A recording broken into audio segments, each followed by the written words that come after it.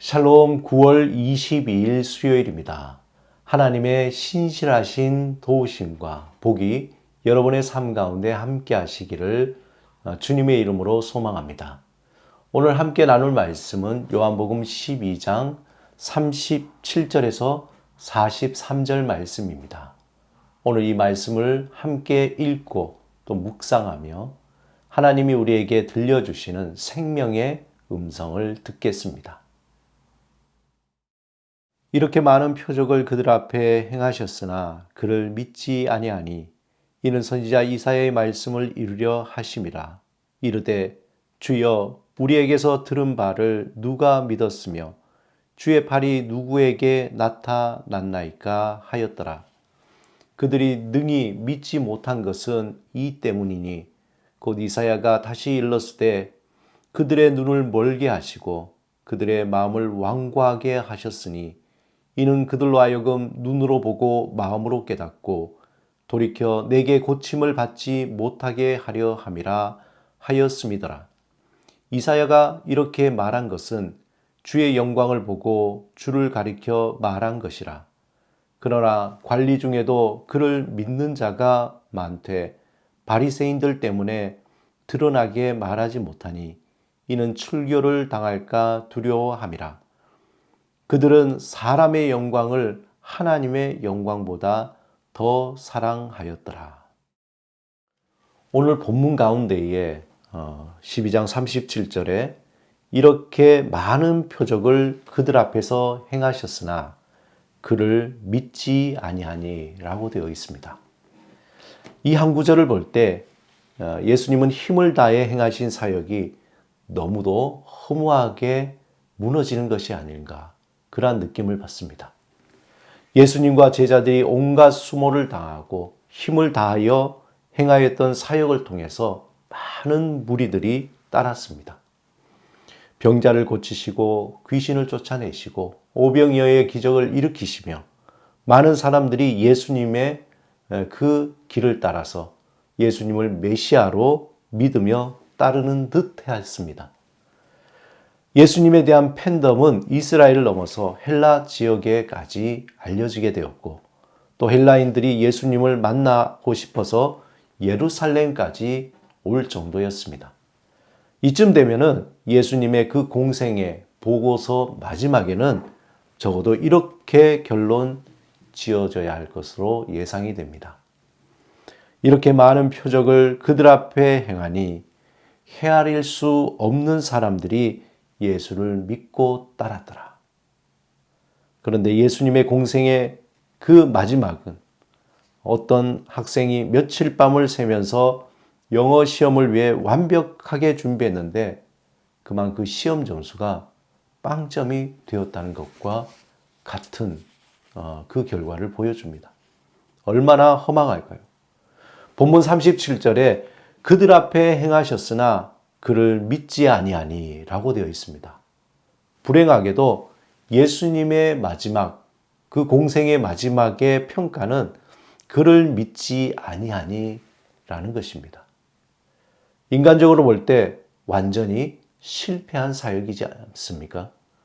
하지만 요한복음의 저자는 이것이 사역의 실패가 아니라 당연한 결과라고 말합니다. 사랑하는 여러분, 오늘 본문을 통해서 하나님은 우리의 믿음의 태도에 대해서 명확하게 하기를 기대하고 있습니다. 오직 하나님의 은혜로 진리의 말씀을 믿고 따른다는 것이 누구는 그렇게 따르도록 예정되어 있고 누구는 믿지 못하도록 예정되어 있지 않다는 것입니다. 오히려 누구에게나 하나님의 은혜로 말미암아 하나님의 영광을 보며 그 영광 안에서 진정으로 우리가 살아가야 할 길이 무엇인지 알 수 있고 믿을 수 있는 길이 열려져 있는 것입니다.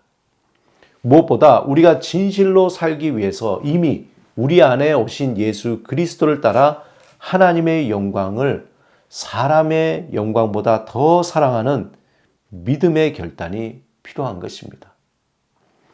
우리가 살기 위해서는 사람의 영광을 사랑하기보다 하나님의 영광을 사랑하는 것이 필요합니다. 이미 그 길을 가는 자는 날마다 그 믿음의 태도를 더욱더 견고하게 하기 위해서 하나님께 그 은혜가 지속되도록 그 은혜가 부어지도록 간절히 기도하고 사모해야 합니다. 하나님, 나의 영적인 눈을 열어주시고 나의 영적인 귀를 열어주소서. 하나님, 나를 불쌍히 여기시고 주의 자비로 베풀어 주시옵소서. 이러한 기도, 이러한 간절한 사모함이 있어야 하는 것입니다.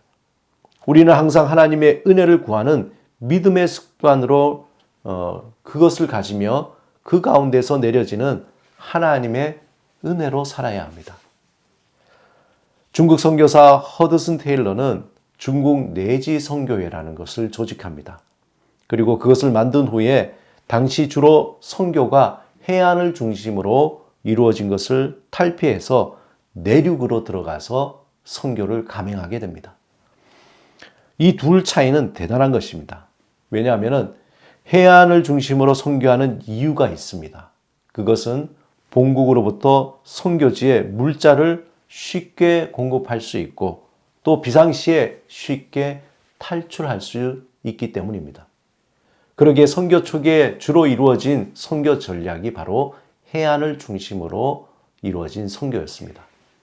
하지만 허드슨 테일러는 내륙 선교라는 아주 대단히 위험하고 상황에 따라 물자 공급이 끊길 수도 있고 또 위험한 상황에는 어떤 조치를 취할 수 없는 그런 극단적인 결말을 맞이할 수 있는 그런 선교를 시도한 것입니다. 이때 허드슨 테일러는 그 선교의 가장 중심에 페이스 미션, 다른 말로 믿음 선교라는 것을 전략으로 내세웁니다. 그들의 필요를 위해서 누구에게도 요청하지 않습니다. 오직 그 필요를 위해서 기도하며 하나님의 응답해 주시기를 구하는 선교 방식이 바로 페이스 미션입니다. 지금 생각하면은 매우 무모하고 어리석은 방법이라고 생각할 수도 있습니다. 그렇지만 현재도 이러한 페이스 미션이 지속적으로 이루어지고 있습니다. 특히 독일의 복음주의권 선교단체들은 이러한 페이스 미션으로 운영되는데 독일 선교 재정의 거의 반을 차지할 정도로의 규모라고 합니다. 저도 지금도 하나님은 살아계시고 하나님의 영광을 위해서 살아가는 자들을 하나님은 보호하시고 그들을 먹이시고 입히시고 채워주신다는 것을 믿습니다. 하나님은 말 그대로 필요할 때마다 그 필요를 채우시고 보호하시고 인도하고 계십니다. 우리는 살기 위해서 사람의 영광을 쫓아서 살아갈 수 있습니다. 하지만 우리는 살기 위해서 하나님의 영광을 쫓아 살아가야 합니다. 우리가 살아가는 삶의 자리에는 항상 그 선택의 갈림길들이 있을 것입니다. 그 갈림길에서 고민하고 갈등할 수 있습니다. 하지만 그 마지막은 전혀 다른 결과와 열매를 가져다 준다는 것을 명확히 알아야 합니다. 삶의 기본적인 태도, 믿음의 태도를 어떻게 하느냐에 따라 그 마지막에 어떤 열매가 맺히는가 나타나게 됩니다. 사람의 영광을 사랑하기보다 하나님의 영광을 사랑하고 두렵고 떨리는 선택을 하시기 바랍니다. 하나님은 반드시 그 사람을 보호하시고 살게 하십니다. 하나님을 기억하는 자, 하나님의 영광을 구하는 자, 하나님은 그 한 사람을 찾으시고 그를 보호하시며 그의 필요를 채워주시고 그의 길을 열어주시며 하나님의 그 영광을 그 사람을 통해서 나타내실 것입니다. 우리의 기도와 바람은 단순해져야 합니다. 하나님, 오늘도 주의 영광을 위해서 살게 하소서. 하나님의 영광을 위해 쓰임받는 도구가 되게 하소서. 이러한 단순한 기도가 우리의 마음 깊은 곳에서 스며들어 간절한 소망이 되고 그 소망이 삶을 살아가는 강한 의지가 될 때, 그때 우리는 삶의 구체적인 자리에서 구체적인 행동을 하게 됩니다. 그것이 사람의 영광처럼 화려하거나 대단한 것이 아닌 매우 작은 것이라도 그것은 이 세상과 비교할 수 없는 아주 소중한 것이 됩니다.